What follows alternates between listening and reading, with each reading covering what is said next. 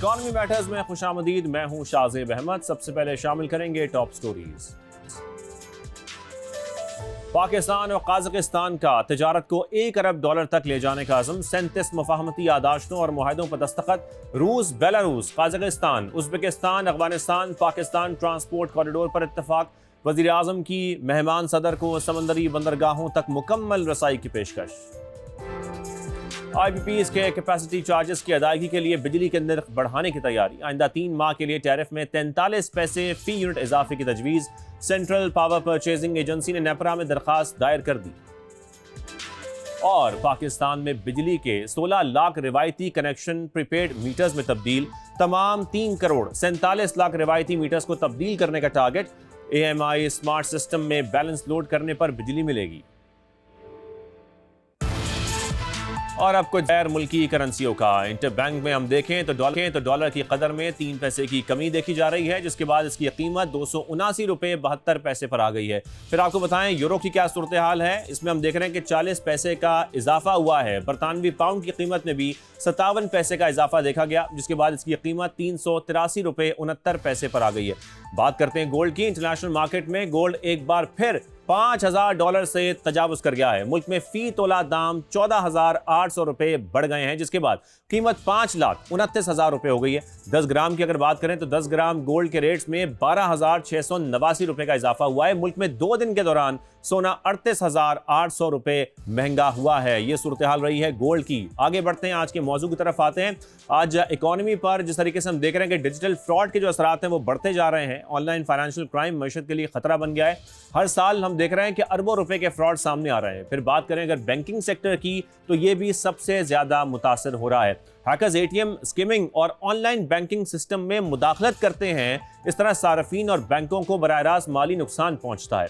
Bank अपनी services को secure रखने के लिए फिर अरबों रुपए के इजाफी अखराजात बर्दाश्त कर रहे हैं। जिस कंपनी का डाटा लीक हो तो ये देखा जाता है कि सार्फिन का इससे एतमाद खत्म हो जाता है। फिर बात की जाए स्टार्टअप्स की, तो ये भी सबसे ज्यादा मुतासर हो रहे हैं। इस पर आज हम बात करेंगे। साइबर एक्सपर्ट कौकब जुबैरी साहब हमारे साथ लाइन पर मौजूद होंगे, जबकि नेशनल साइबर क्राइम इन्वेस्टिगेशन के तर्जुमान नजीब उल हसन भी हम बात करेंगे शो में। लेकिन उससे पहले आपको ये रिपोर्ट दिखाते हैं। जैसे जैसे डिजिटल इस्तेमाल बढ़ता जा रहा है, वैसे वैसे ऑनलाइन फ्रॉड में भी इजाफा होता जा रहा है। Email, password, social media apps की हैकिंग बढ़ती जा रही है। गैर मयारी अशिया की फराहमी से लेकर अकाउंट से पैसे उड़ाने तक सब कुछ लोगों को बुरी तरह मुतासिर कर रहे हैं। डाटा चोरी, बैंक फ्रॉड और रैंसमवेयर से मईशत को नुकसान पहुंच रहा है। Global state of scams report के मुताबिक डिजिटल मालियाती फ्रॉड से पाकिस्तान को $9 अरब 30 करोड़ का नुकसान हुआ। पाकिस्तान का बैंकिंग सेक्टर सबसे ज्यादा निशाने पर है। इसके अलावा ई-कॉमर्स, फाइनेंशियल सर्विसेज और ऑनलाइन एप्स भी मुतासिर हो रही हैं, जिसके बाद इन इदारों को अपनी इंक्रिप्शन और सिक्योरिटी पर इजाफी अखराजात बर्दाश्त करना पड़ते हैं। मुल्क में डिजिटल क्राइम के जिम्मेदार इदारे NCCIA के मुताबिक ऑनलाइन फाइनेंशियल केसेस बढ़ते जा रहे हैं। 2025 में ही अरबों रुपए मालियत के 2196 केसेस की तफ्तीश की। 774 कामयाब मुकदमात चलाए गए। 2902 गिरफ्तारियां हुई। 5 बड़े मुनज़्ज़म साइबर क्राइम नेटवर्क्स भी पकड़े गए। ये रिपोर्ट आपने देखी। पहले रुक करते हैं, नजीब उल हसन साहब भी हमारे साथ लाइन पर मौजूद हैं। नजीब साहब, बहुत शुक्रिया शो में ज्वाइन करने के लिए। नजीब साहब, डिजिटल फ्रॉड हम देख रहे हैं कि बढ़ते जा रहे हैं और ऐसे में जो फाइनेंशियल स्कैम्स हैं वो भी मुसलसल सामने आ रहे हैं। मैं आपसे ये चाहूँगा, सबसे पहले आप ज़रा ये शेयर कीजिए कितने केसेस आपके पास रजिस्टर हुए हैं और इन केसेस की जो मालियत है उसका कोई तखमीना है जो आप बता सकते हैं? देखिए, मैं इसमें पिछले साल का थोड़ा सा एस्टिमेट आपके साथ शेयर कर देता हूँ। पिछले साल हमारे पास तकरीबन कोई 2200 के करीब केसेस रजिस्टर्ड हुए और उन केसेस के अंदर 461 मिलियन रुपीस रिकवर करवा के दिए गए और इसके अलावा 3000 से ज़ायद लोगों को गिरफ्तार भी किया गया। तो इसलिए फाइनेंशियल फ्रॉड एक ऐसी चीज़ है जिसमें मनी ट्रेल बनने के साथ जैसे ही केस कंप्लीट फाइनलाइज होता है तो अल्टीमेटली पर्सन की रिकवरी हो जाती है। बस इस सारे प्रोसेस में थोड़ा सा टाइम लगता है, जिसके लिए थोड़ा सा सब्र। और नजीब साहब, ज़रा हमारे नाज़रीन को ये बताइए, जिस तरीके से आप बता भी रहे हैं, बेतहाशा केसेस सामने आ रहे हैं ऑनलाइन फाइनेंशियल क्राइम्स, ज़रा ये शेयर कीजिए किस टाइप के हैं जो सामने आते हैं और इनको फिर आप लोग यानी कि NCCIA जो है वो कैटेगराइज कैसे करता है, ज़रा ये भी शेयर कीजिए। बेसिकली हमारे पास 3 से 4 मेन कैटेगरीज हैं। इसमें एक फाइनेंशियल फ्रॉड हम सबसे पहले कहते हैं, उसके अलावा फिर हरासमेंट और डेफेमेशन की कैटेगरी है, साइबर टेररिज्म आ जाता है, ब्लास्फेमी के हवाले से फ्रॉड होते हैं, क्रिटिकल इंफ्रास्ट्रक्चर के हवाले से फ्रॉड होते हैं। ये मेन कैटेगरीज हैं जो पॉपुलर कैटेगरीज हैं जो कि साइबर क्राइम्स की इस टाइम पीका लॉ के अंदर भी मौजूद है। बाकी जहां तक अगर हम बात करें इस टाइम पे मौजूद फ्रॉड्स की, जो मशहूर फ्रॉड है या ये जो आम फ्रॉड है वो चल रहे हैं, उनमें सबसे बड़ा जो स्कैम इस टाइम मार्केट में हो रहा है वो हो रहा है व्हाट्सएप ओटीपी स्कैम। उसमें क्या किया जाता है कि आपको कोई शख्स कॉल करता है और आपके हिसाब से वो उस वक्त एक नई स्टोरी क्रिएट करता है। फॉर एग्जांपल आपको एक बंदा कॉल करेगा और कॉल करके कहेगा कि जी मैं आपका घर ढूंढ नहीं पा रहा, बराए मेहरबानी मुझे अपने घर का एड्रेस बता दें, मेरे पास आपका पार्सल है और मैं कोरियर आपको पहुंचाना चाहता हूँ। आगे वाला बंदा उसको एड्रेस समझाएगा तो वो उस दौरान में उसे कहेगा अच्छा मैं आपको एक ओटीपी भेज रहा हूँ, ये ओटीपी काइंडली कंफर्म कर दें। इससे क्या होगा कि मुझे आपका पार्सल वेरीफाई हो जाएगा और मैं बस आपको आके ये पार्सल डिलीवर कर देता हूँ। जैसे वो शख्स वो ओटीपी उसको देता है और ओटीपी देने के बाद उसका व्हाट्सएप हैक हो जाता है और हैक करने के बाद वो शख्स क्या करता है, वो उसके रिश्तेदारों को, दोस्तों को अप्रोच करके एक सिंपैथी वाली स्टोरी सुनाता है और उनसे पैसे मांगना शुरू कर देता है। ये तो एक स्कैम था। इसके अलावा हमारे पास लोन ऐप्स के स्कैम मौजूद हैं। लोन ऐप्स में लोग लोन ऐप से कर्जा लेते हैं और कर्जा लेने के बाद वो ऐप्स, क्योंकि आप उनको गैलरी की एक्सेस दे देते हैं, फोन की एक्सेस दे देते हैं, कॉन्टैक्ट की एक्सेस दे देते हैं, वो आपके फोन के में से प्राइवेट चीजें कॉपी कर लेते हैं। उसके अलावा आपके कॉन्टैक्ट्स को कॉलें करते हैं और उन्हें तंग करते हैं आप, जिससे और आपका नाम बकायदा तौर पे उन्हें बताते हैं, यानी वो आपके लिए लाइफ तबाह करके रख देते हैं। और उसके अलावा गैम्बलिंग वेबसाइटें हैं जहां पे हमारे नौजवान जो हैं वो बहुत ज्यादा पैसा जाया कर रहे हैं। हाइप वेबसाइट है जिसपे फाइनेंशियल आपसे इन्वेस्टमेंट करवाई जाती है, इन्वेस्टमेंट के नाम पे आपको धोखा दिया जाता है। और इसके साथ साथ अगर हम बात करें डेफेमेशन की और हरासमेंट की, तो हमारे पास फेक न्यूज एक बहुत बड़ा खतरा बनता जा रहा है। फेक न्यूज का इस्तेमाल लोगों को डिफेम करने के लिए भी किया जा रहा है और फेक न्यूज का इस्तेमाल गलत मालूमात फैलाने के लिए भी किया जा रहा है। और सेक्सुअल हरासमेंट के नजीब साहब, क्योंकि जैसा कि आपने जिक्र किया ना लोन ऐप्स का, ये बहुत बड़ा प्रॉब्लम है और आज हम इस शो में जो जिक्र कर रहे हैं वो इसीलिए कर रहे हैं कि इससे इकोनॉमी को बहुत नुकसान हो रहा है, क्योंकि जो फाइनेंशियल क्राइम्स हैं इसका जो तखमीना है वो बहुत ज़्यादा है अगर देखा जाए। ज़रा मुझे ये बताइए, जो फ्रॉड करने वाले हैं वो ज़ाहिर बात है ये पैसा चुरा कर कहीं ना कहीं तो ये पैसा रखते होंगे, हुकूमती इदारों के लिए उनको ट्रेस करना इतना मुश्किल क्यों है इस वक्त? देखिए साइबर क्राइम का वॉल्यूम बहुत ज्यादा बढ़ता जा रहा है। जैसे कि मैंने आपको बताया कि हमने 461 मिलियन रुपीस की लास्ट ईयर रिकवरी करवाई। ये 461 मिलियन वो पैसा था जो कि लोगों की जेबों से लूटा गया। इसी तरीके से इन साइबर क्राइम्स को कर्ब करने की बहुत ज्यादा जरूरत है, क्योंकि ये एक बहुत बड़ा पैसा क्रिप्टो करेंसीज के जरिए मुल्क से बाहर लेकर जाया जाता है। क्योंकि ये लोग क्या करते हैं, ये इन फ्रॉड के पैसों को जब लोगों से लूट लेते हैं तो अल्टीमेटली ये क्रिप्टो के जरिए या किसी और प्लेटफॉर्म से इन पैसे को पाकिस्तान से बाहर मुंतकिल करते हैं। और हमारी पूरी कोशिश जारी है कि इनके हवाले से सख्त से सख्त एक्शन लेते हुए पाकिस्तान की इकोनॉमी को इसीलिए ये भी कहा जाता है कि क्रिप्टो को फिर रेगुलेट करना भी बहुत जरूरी है। नजीब साहब, जिस तरीके से आप बता रहे हैं जो ऑनलाइन फाइनेंशियल क्राइम्स हैं इसके केसेस आपके पास आते हैं, इसकी तफ्तीश का तरीकाकार क्या होता है, क्या स्टेप्स होते हैं, जरा आप बताइए। ऐसे जाहिर है केसेस को हल करने में अच्छा खासा टाइम लगता होगा। जहां तक ताल्लुक है हमारे पास केसेस रिपोर्ट होने का, तो सबसे पहली बात जो मैं यहाँ क्लियर करना चाहूंगा कि कंप्लेन का प्रोसेस, जब कोई भी शख्स हमारे पास इन पर्सन आके कंप्लेन करता है तो कंप्लेन के बाद हमारी अगली स्टेज है वेरिफिकेशन। वेरिफिकेशन की स्टेज में उस शख्स को बुलाकर एक दफा उसकी एक स्टेटमेंट ली जाती है और और ये वेरीफाई किया जाता है कि जो शख्स कंप्लेन कर रहा है वो गलत मालूमात तो फराहम नहीं कर रहा। और उसके बाद वेरिफिकेशन की स्टेज के बाद वो जब अगर तो वेरिफिकेशन ऑफिसर उसकी तस्दीक कर ले तो वो जो कंप्लेन है वो वेरिफिकेशन की स्टेज से इंक्वायरी की स्टेज में कन्वर्ट हो जाती है, जहां पे हम बिल्कुल पुलिस की तरह सारी तफ्तीश करते हैं।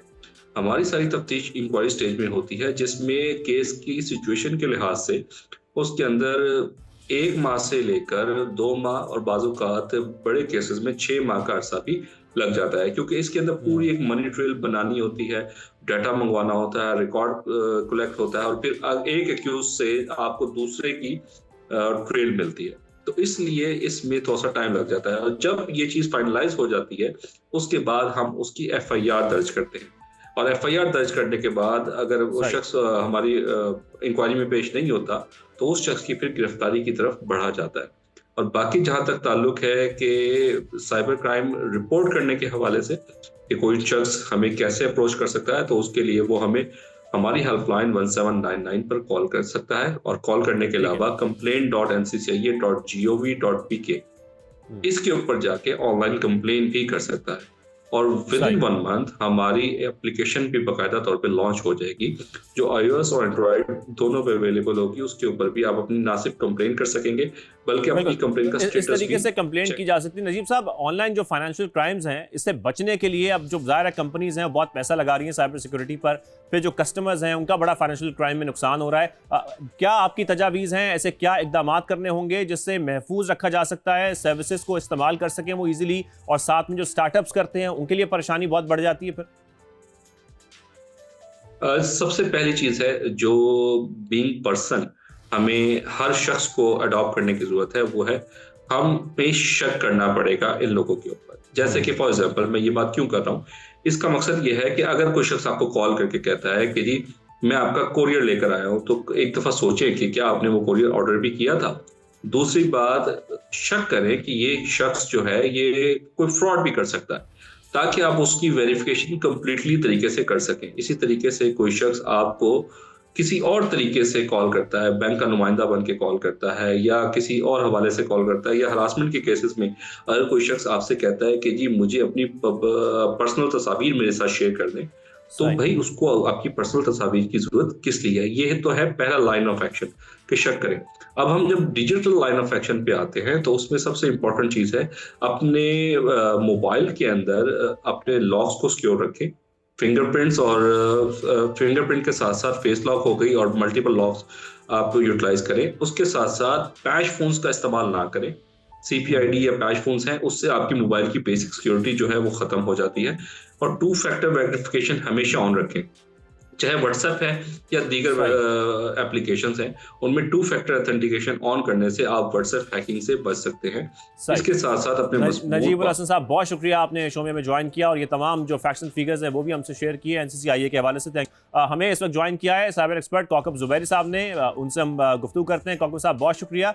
कौकब साहब, जैसे कि एनसीसीआई के तर्जुमान हमें बता रहे थे, डिजिटल फ्रॉड मुसलसल बढ़ते जा रहे हैं और पाकिस्तान जैसे जो ममालिक हैं वहाँ पर अभी तक हम ये देखते हैं कि आबादी का एक बड़ा हिस्सा ऐसा है जो पढ़ा लिखा नहीं है, इलिटरेट है। ऐसे में लोगों की बड़ी तादाद ट्रस्ट नहीं करती, जो ऑनलाइन सर्विसेज हैं वो लेने से गुरेज करती है। फिर जाहिर बात है जो स्टार्टअप्स करते हैं, जो कंपनीज हैं, उनको जो उसका नुकसान है, माली नुकसान है, वो बहुत ज़्यादा बर्दाश्त करना पड़ता है। ज़रा इस हवाले से आप बताइए।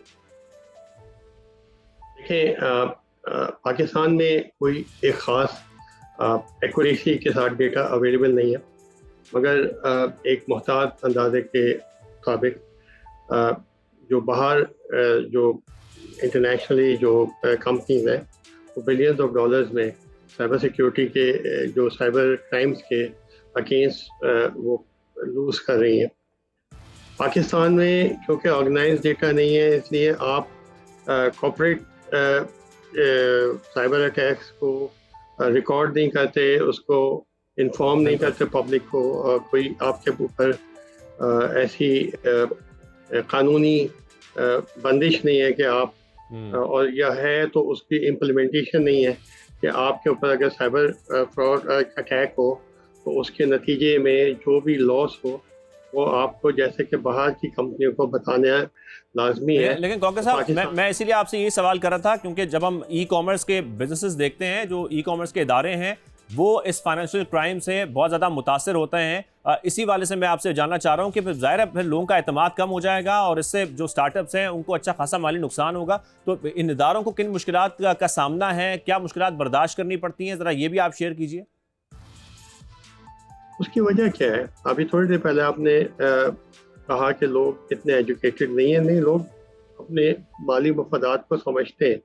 अनपढ़ और पढ़े लिखे लोग सब समझते, मगर प्रॉब्लम यह है कि जो साइबर क्रिमिनल्स होते हैं वो सोशल इंजीनियरिंग की टेक्निक्स यूज़ करते हुए आपसे फ्रॉड कर जाते हैं और आपको बाद में पता चलता है।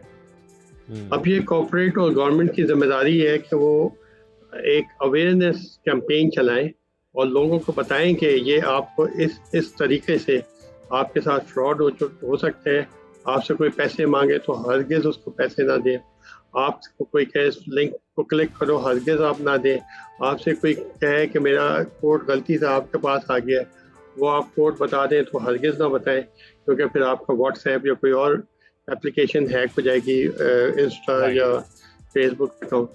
तो ये सारी चीज़ें जो है लोगों को अवेयरनेस देने की जिम्मेदारी जो है कॉर्पोरेट और गवर्नमेंट सेक्टर पे होती है।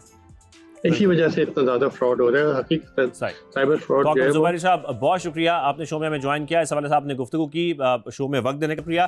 जैसे कि वो कह रहे थे, एक तो डिजिटल अवेयरनेस बहुत ज़रूरी है और फिर हुकूमत को ऐसे इकदाम उठाने होंगे ताकि जितनी भी ऑनलाइन सर्विसेज हैं उसको महफूज बनाया जा सके, जो स्टार्टअप्स हैं उनको महफूज बनाया जा सके और माली नुकसान कम से कम हो सके। इकॉनमी मैटर्स से इजाज़त दीजिए, अल्लाह हाफ़िज़।